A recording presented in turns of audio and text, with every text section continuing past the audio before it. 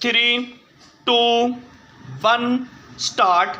Learned Counsel also argued that the petitioner company has not come up with clean hands while challenging the impugned notification because the notification became enforceable, and since the petitioner company was enjoying total exemption by virtue of the order of the government from all taxes for a period of 5 years hence, when the period expired in the year 1994, only then the notification has been challenged. Therefore, it was argued that the petition is not maintainable. Full stop. Last limb of the arguments of the learned counsel for the respondent was that writ is not appropriate remedy in the instant, and the petitioner company can seek the relief in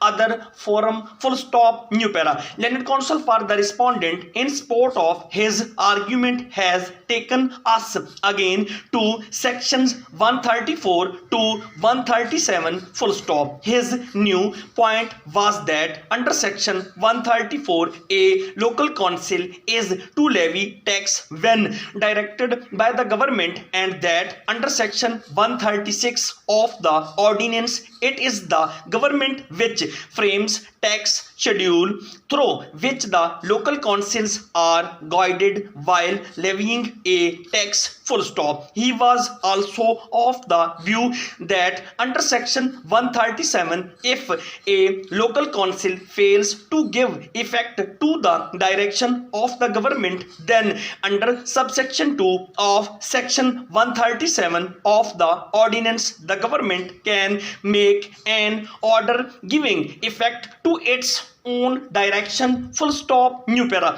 He also referred section 153 of the ordinance where government shall have general power of supervision over the local councils in order to ensure their activities to be in conformity with the ordinance. Full stop. As we intend to dispose of this writ petition on technical grounds, therefore, we will avoid to make any observation as to the items mentioned in the second schedule, which requires definition whether at serial number 27 soft drink would also include jamishri or not. Full stop. New para. Similarly, at serial number 55 of the schedule, prepared from herbs will be covered by herb so to be made subject of imposition of export tax. Full stop. There are two